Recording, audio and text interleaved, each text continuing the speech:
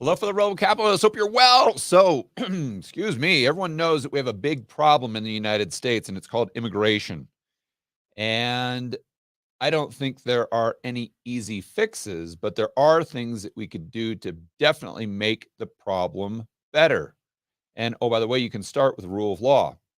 Most of you know that I was in the United States a couple weeks ago.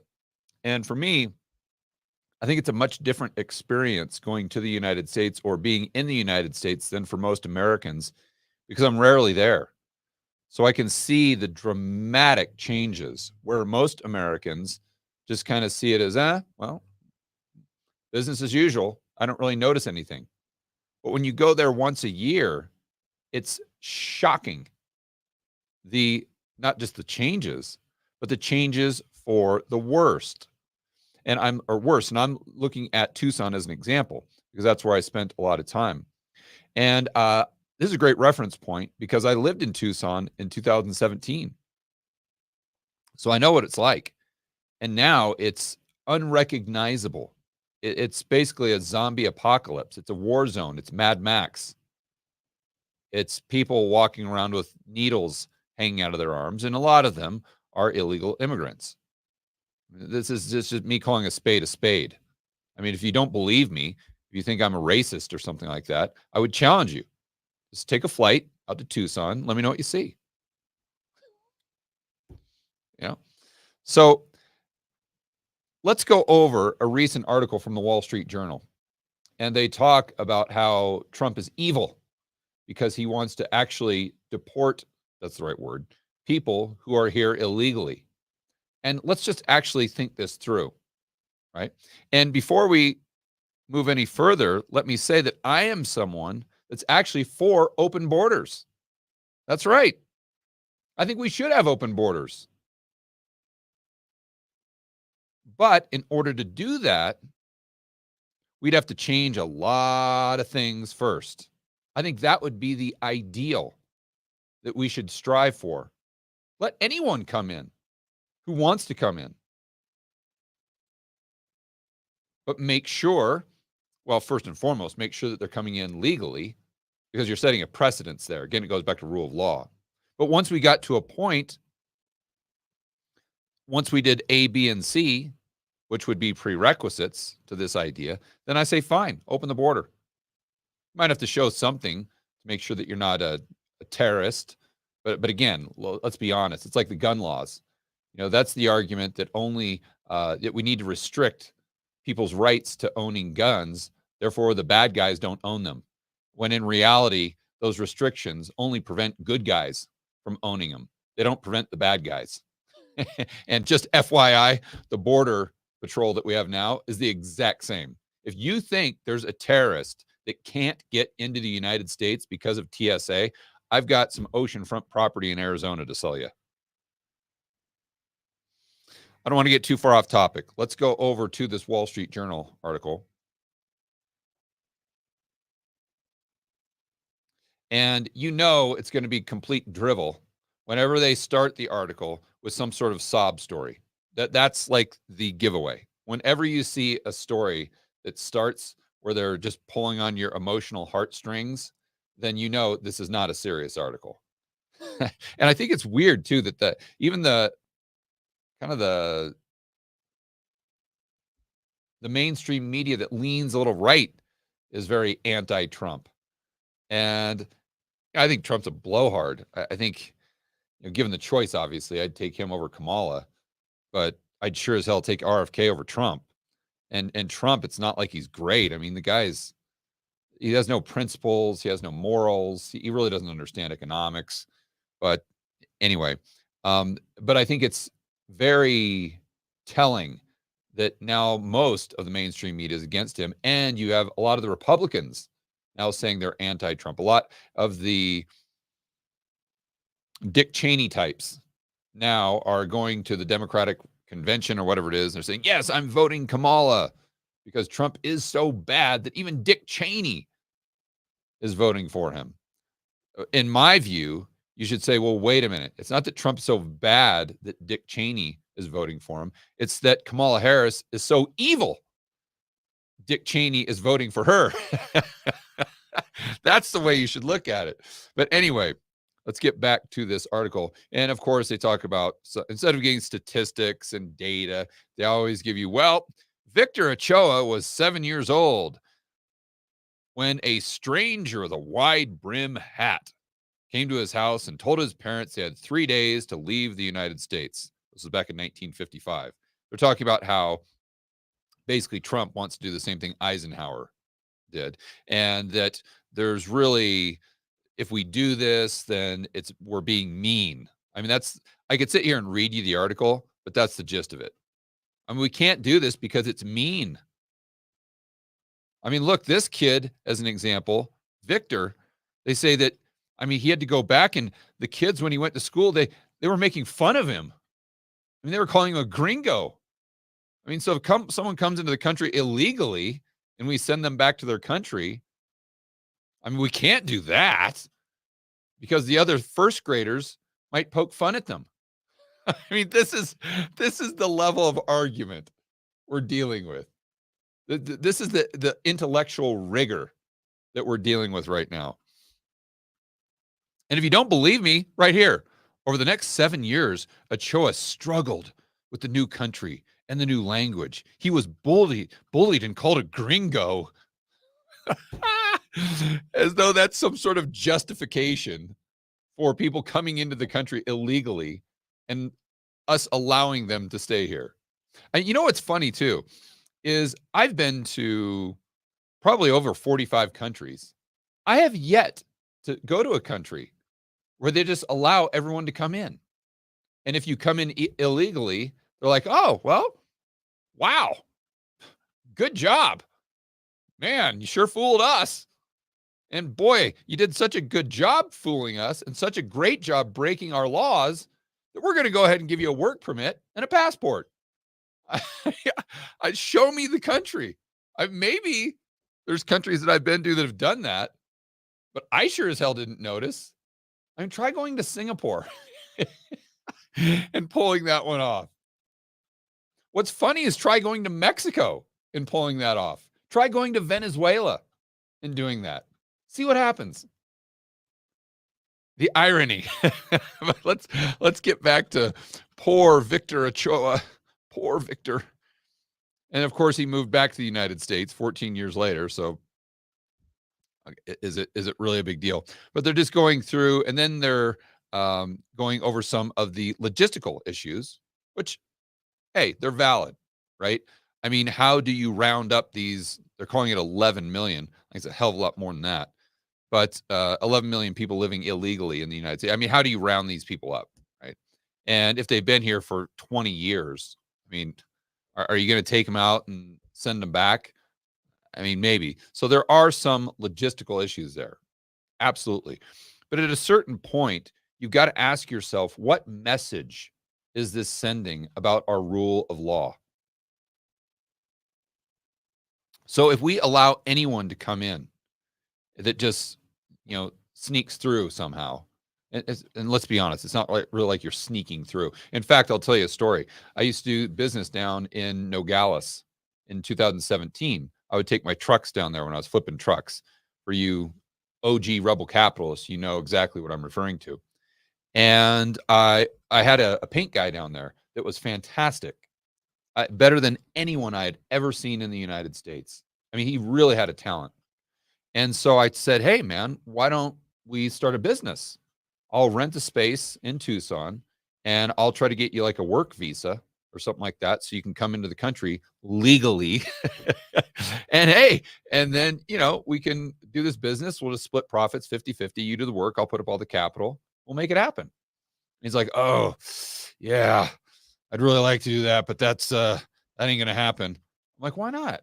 He's like, yeah, I'm banned from the United States for the next like 3 or 5 years, something like that. I'm like, well, why?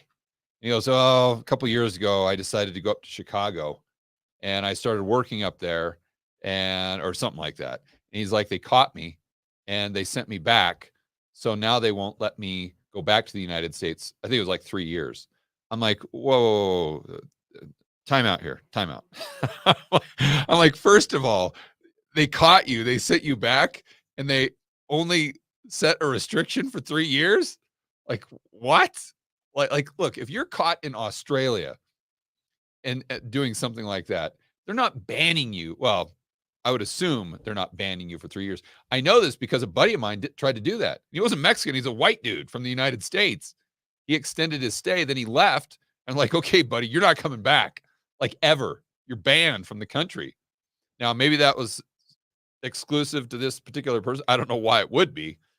But anyway, but the more interesting point there, or maybe head scratcher would be the right way to say it, is I'm like, how did you get like across? Like when I come into Mexico from Tucson, I have to go through this big border crossing and I have to show my ID. And, half the time they sit there and ask you 45,000 questions. And I mean, getting back over from Mexico to the United States, oh my gosh. I mean, if you're an actual legal US citizen, I mean, prepare for a full body cavity search, pepper spray, the whole 9 yards. I mean, where did you go? Why were you going there? Why is your passport blue? Why is your truck green? Why are your eyes brown? Why are you breathing air? Did you eat today? Why did you eat breakfast? Blah, blah, blah, blah, blah, blah, blah. It's like, dude, chill, my friend, chill. And it's not just them asking you questions, but them asking you questions in the most condescending, aggressive way that you have ever seen. So that's my experience trying to get across the border. So I'm like, I won't say his name. I'm like, how did you do this, man? Like some sort of Mission Impossible scheme or something. And he starts laughing. It's like, no, what are you talking about? He's like, if you want to go across the border, you just like walk down a mile and just walk across. I'm like, you're kidding me. I'm like, you literally, like, you don't have to go at night or have like night goggles or like Jason Bourne or James Bond or something. It's like, no, you just walk across. I'm like, well, what if there's like a wall or there? Then I guess that kind of defeats your ability to walk across. And he laughs again. He's like, no, what are you talking about? He goes, George, look, we're in Nogales right here. He goes, if you walk 5 miles that direction, and we're close to the border. So he's pointing what would be east. He goes, you walk 5 miles that way. Because you walk 5 miles this way, there's probably 10,000 tunnels that are going underground into the United States. You can put up any wall you want to. And that's not going to stop me from going across. But he already got his hand slapped, so he didn't want to risk it any further. So anyway, getting back to the story there, I think that's definitely relevant to the story. That what's ironic there is that the Mexicans, they've been able to come over, I mean, all day, or anyone that can get into Mexico can come in whenever they want. But ironically, the Mexicans won't let other people come in. The Venezuelans won't do that. The Colombians won't do that. The Australians definitely won't do that. The Canadians try doing that in Canada. It's weird. They just want certain groups in there that are the opposite of who you would want. Getting back to the article here. So there are a lot of these logistical hurdles. I grant them. But at a certain point, like I said earlier, you've got to put your foot down and say, we have to abide by the law, for heaven's sakes. And if you come in illegally, you got to go. You've got to go. Now, we're not going to be able to get everyone back over, but we've got to start setting an example. So it's not just open season on crossing the border, knowing that you're not only going to get a work permit, not only are you going to get a visa or a citizenship, but you're also going to get a $10,000 debit card. So we could go, I mean, this is the gist of the article here, which made me think, because the argument that you always hear is, oh, George, don't you understand? This is a nation of immigrants. This is a nation of immigrants. And therefore, we should allow people to come in illegally. And again, my position, we should absolutely unequivocally not allow anyone to come in illegally. If they come in illegally, they should go. If we find out that you're here illegally, you got to go. But I think that we should take steps to actually opening the border in the future so anyone with a few exceptions, of course, can actually come in. But if you come in, you got to play by the rules. And you're not getting a $10,000 debit card for coming in. But let me continue that thought, because I know that may be kind of confusing some people. It may seem as though I'm contradicting myself. So, oh yes, the aliens are the enemies and blah, blah, blah, blah, blah. And that's what you get. You see, this is race, this is homophobic, or this is xenophobic. This is xenophobic, this is racist, this is blah, blah, blah, blah, blah. Okay. We get the argument. But now let's go back and actually look at the data. Let's look at some history here and see if we can get a better understanding of what we're dealing with here. And the argument that we are just a nation of immigrants, and therefore, if an immigrant comes here illegally, we need to welcome them with open arms, which again is bizarre when you say it out loud, because if we're welcoming the illegal immigrants with open arms, then why is immigration illegal to begin with? A little confusing, right? So we go to Reason magazine, or their online version, and Open Borders in America, Look Back and Forward. So I just wanted to, first of all, ask the question, because I didn't even know this. It's like, when did we start this policy of restricting who comes into the country? I didn't even know. So according to Reason, let me read this. For much of its history, America had essentially open borders, both before the establishment of the United States and after. In 1921, the Emergency Quota Act, initially intended to be a temporary measure, imposed the first serious restrictions on entry into the United States. So basically, according to this, 1921. The restrictions were motivated by nativist sentiment, xenophobia, and fears over economic and social stability. Critics of liberal immigration policies wrote off America's open border past as a product of massive frontier the country had, which gave immigrants ample room to settle. So here, this is something that, you know, based on this, I would disagree with it. I would disagree with the non-immigration or the anti-immigration argument. Ironically, simple picture of immigrants settling in the frontier never was true. If we check out the history of various immigrant groups in America, as Thomas Sowell did in the book Ethnic America. So as soon as they started talking about Thomas Sowell, I'm like, okay, this is something I need to pay attention to. Thomas Sowell is one of my favorite humans. I was going to say economist, but I'll take it a step further. I mean, he is a national treasure, to say the least. So Sowell reports that in 1900, over half of the farmers in America were German. That is, the bulk of immigrants who settled the frontier were Germans. So it wasn't the immigrants who were settling the frontier, it was the Germans. And he points out most of the Jews that came in during colonial times were craftsmen, businessmen, rather than farmers. In fact, massive influx of Jews in the 19th and early 20th century remained and worked almost exclusively in large cities. So we've got to get into the nuance to really determine how that argument worked out. But my point in going over this is to say that, look, if you want open borders, I mean, I'm cool with that, but I don't think that we should have. But first of all, we would have to go back to doing things the same way we did when we had the open borders, right? So, as an example, government spending as a percent of GDP when we had open borders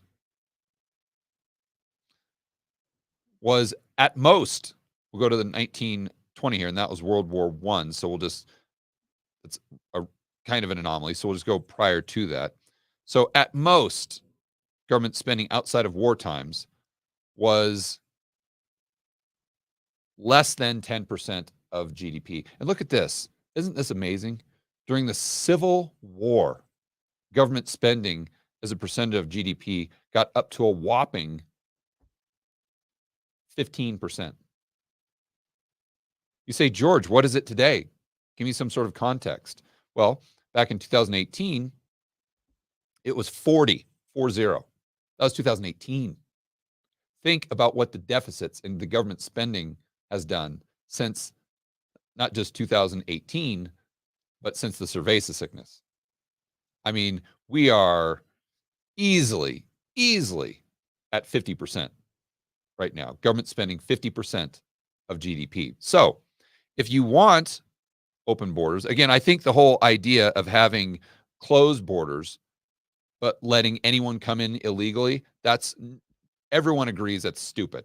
That's complete nonsense, other than just the most extreme Marxists that want to destroy society as a whole. So I think we can just scratch that one off the list. But now we look at open borders and say, hey, look, if you want open borders, or if you want everyone to come in, let's make it legal, but we've got to go back to the same system that we had when you're saying this worked so well. Remember, the United States is a nation built on immigrants, but it's also a nation that was built on government spending being under 10%. And, oh, by the way, it was also a nation that was built on not giving everyone the right to vote. So I'm not saying that we should go back to the times when only white dudes that owned property could vote. But I'm saying that if you want to go back and say, oh my gosh, look at what a raging success letting all these immigrants into the country was, you have to look at all the variables involved, right? So the bottom line here, as most of you know, and we'll go through some of this article because it's actually so biased that it's actually kind of hilarious. So voting rights, a short history.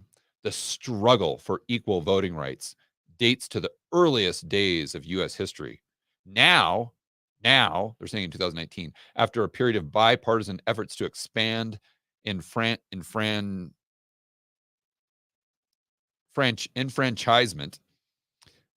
I'm probably mispronouncing that, Americans once again face new obstacles in voting. So when I read this, I didn't know how biased it was. I was like, new obstacles to voting? What? I'm like, what obstacle is there? Not just Americans, any human being that is physically in the United States. What obstacle is there to vote? Just maybe having a pulse, or maybe breathing, or maybe not being in a coma. I mean, these are the obstacles. So that's what I knew that, okay, here we go. I know what this article is going to be all about. So challenges to voting rights in this country, like the ones we've seen recently. Entrenched groups have long tried to keep the vote out of the hands of the less powerful. Maybe.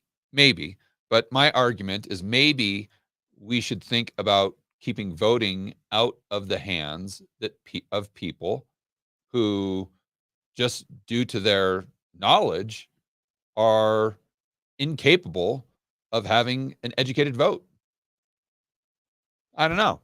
Something to think about, right? Why don't we let 5-year-olds vote? Well, if you've got a 25-year-old that has the mental capacity or the knowledge of a 5-year-old, then isn't it the exact same thing?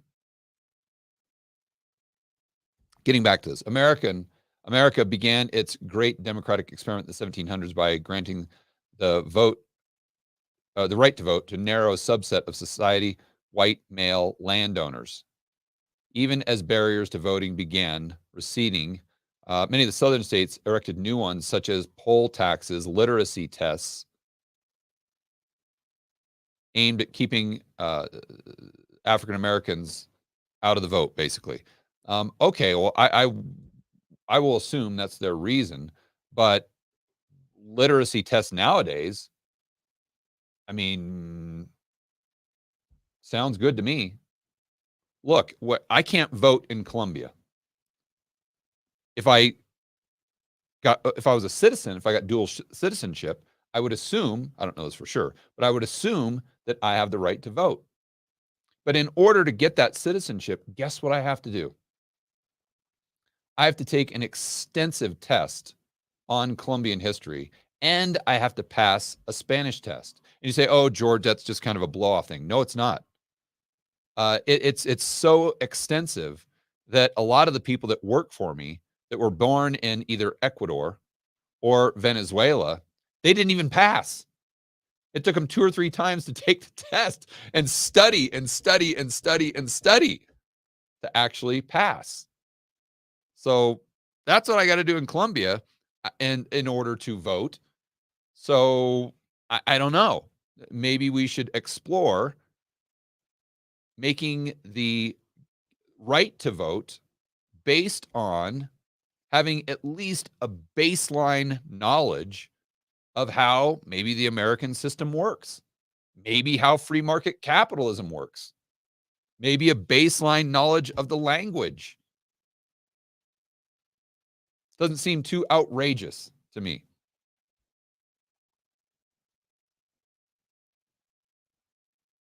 Greater voter enfranchisement. I got to figure out how to pronounce that word. Franchisement. So it's enfranchisement. Maybe that's it. Was met with fresh resistance. And in 2013, the Supreme Court gutted the Voting Rights Act, paving the way for states and jurisdictions with a history of voter suppression to enact restrictive voter identification laws. A whopping 23 states created new obstacles to voting.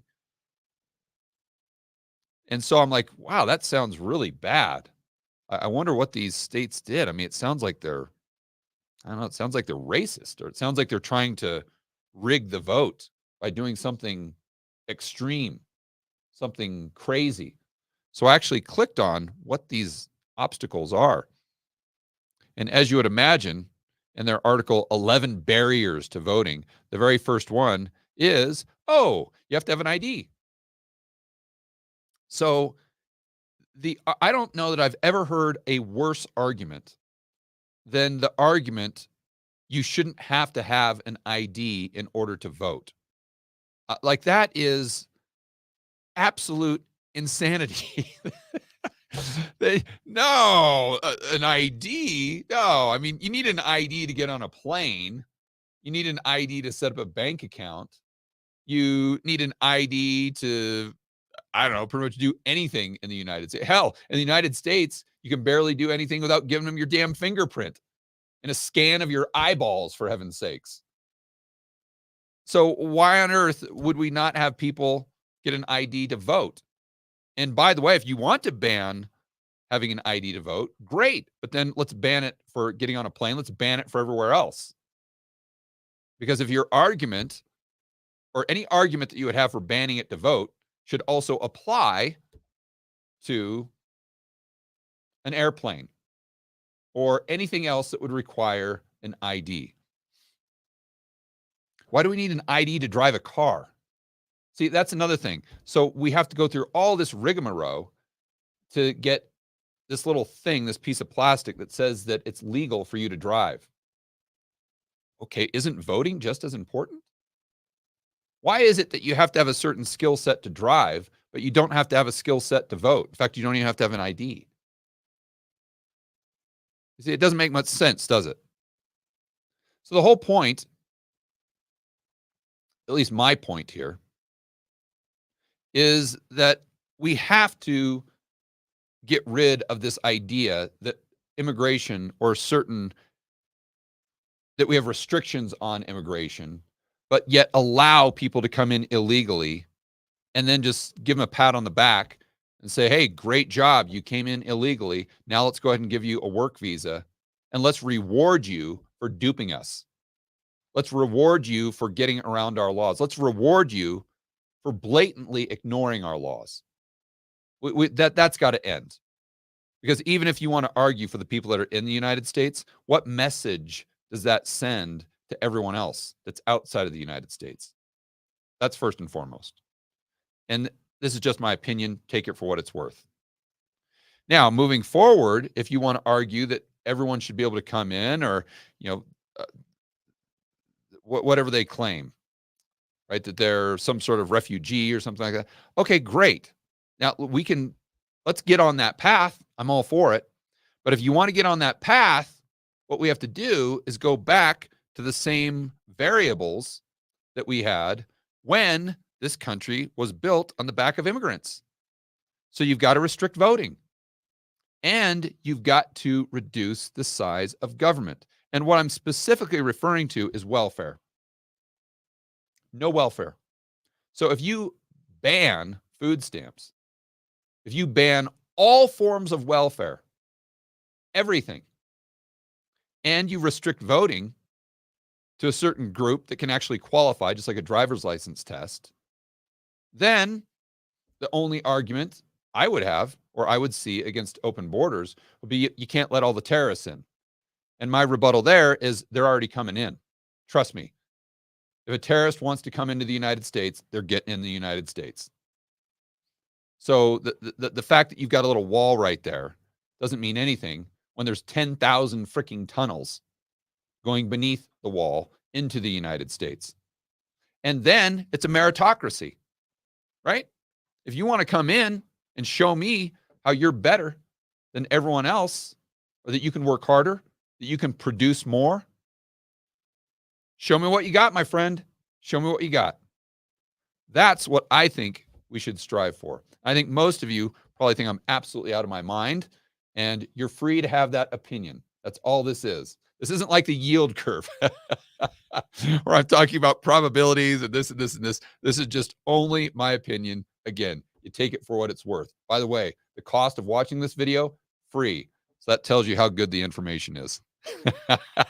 All right, guys, enjoy the rest of your afternoon. As always, make sure that you're standing up for freedom, liberty, free market capitalism. See you in the next video.